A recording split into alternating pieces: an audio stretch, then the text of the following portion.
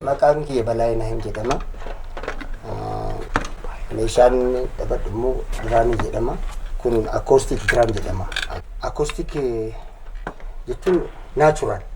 Wannoon qabu wannoo soundii irratti sagalee yoo rukuttu electronic sound kan jedhamuu fi acoustic jechuun immoo sumatu hidhee sagalee hidhee taphatta. Kanaaf garaagarummaa qaban lamaan. Inni sun elektirikiidhaan wannoo jedhama. Kun kick jedhama yookiin bass drum jedhama. Kun sinar jedhama. Kun tom 1 jedhama. Tom 2 jedhama. Tom 3 jedhama. Kun immoo hat jedhama.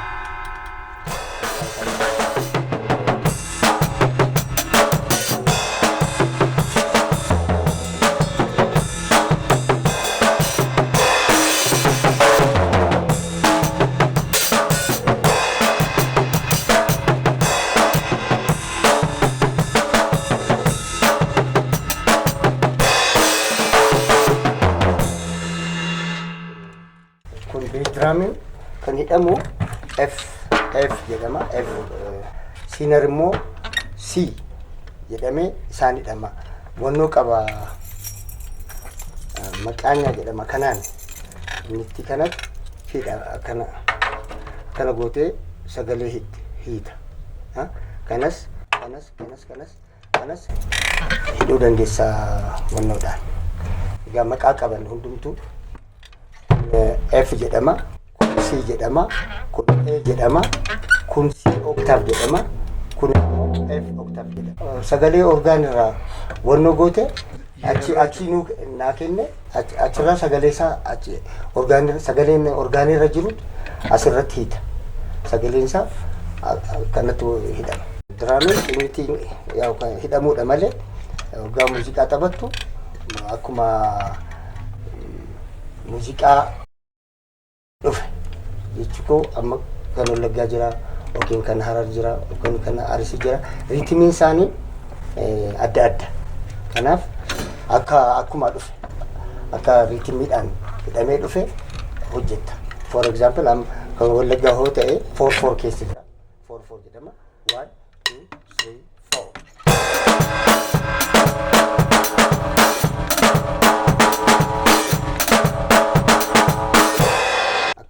Wallaggaatti hidhamee dhufu riitimiin isaa al tokko 6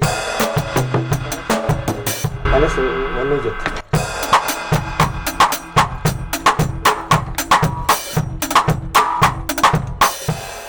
Jaasa jechuun 6/8 jechuudha. Kan amma duratti taphadhe sana.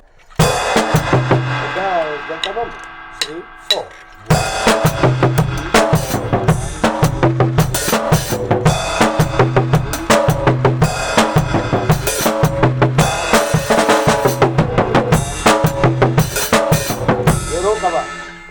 Amma kan rukutee ogaa rukutu rooliin hojjedhaa miti. Innis achuma keessatti riitimii keessatti otoo hin bahin roolii gochuu dandeessa.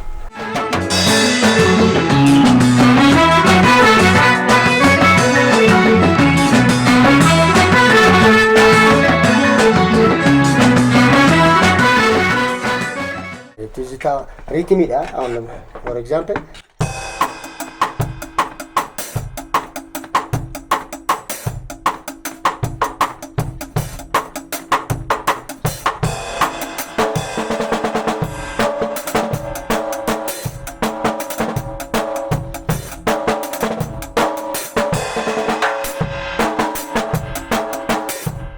diraamii irratti baatiin yookiin anchooyyiin hin jiru.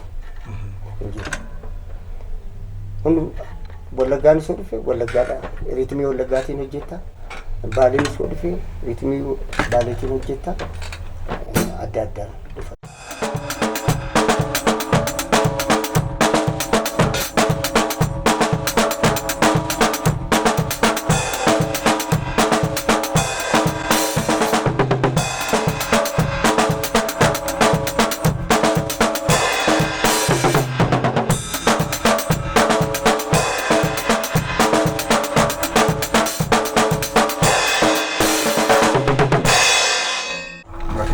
nutti agarsiisaa jirta. For keessatti innis for keessatti dhama.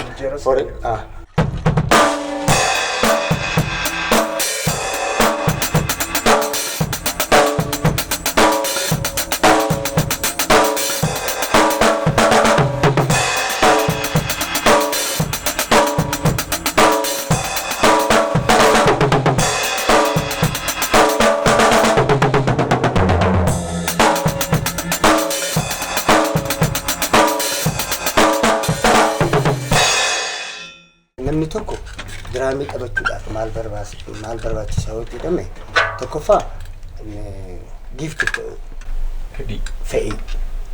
fe'idha. Lammaffaa immoo barumsa. Hin barama akkuma digriidhaanis maaliinis namni akka baratee wannoo fidu diraamiinis diploomaa digrii keessatti kan galu. So tokko lama sadi afur jennee kaanaa miti kanuma keessatti deema muuziqaan.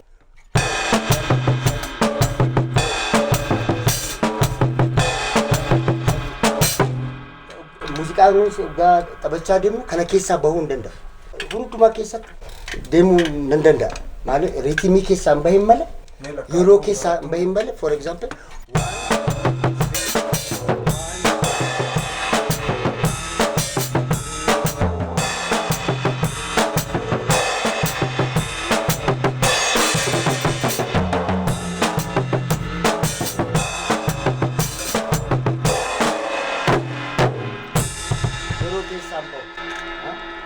kan cimuu danda'u barumsa.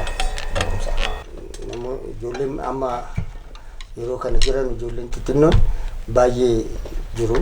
Jarri maaliif barumsaan waan deemaa jiranu amma otoo waan an ilaalte an duraan dursee shubbisaan ture.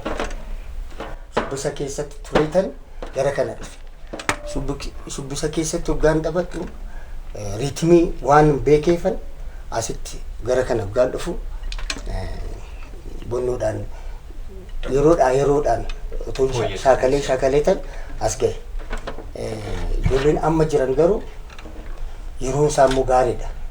Wanna guddaa addunyaa irratti hin argatanii hin baratanii so amma jiru jechuu hin danda'amu.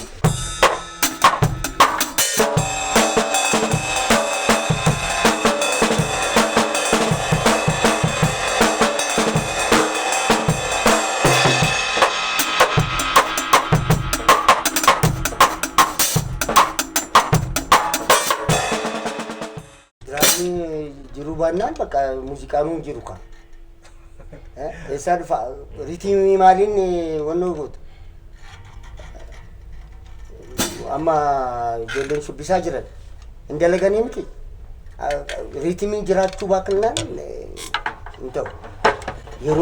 Yeroon qabu akkamitti gootee diraam jechuun muuziqaa keessatti yeroo muuziqaa guutuu hoggaa taphattu yeroo isaa akka hidhee deemu. Sigale yeroo malee muuziqaan hojjetamuu hin danda'u. Riitimii malee. Kana amma keessa Wallaggaan jiramti.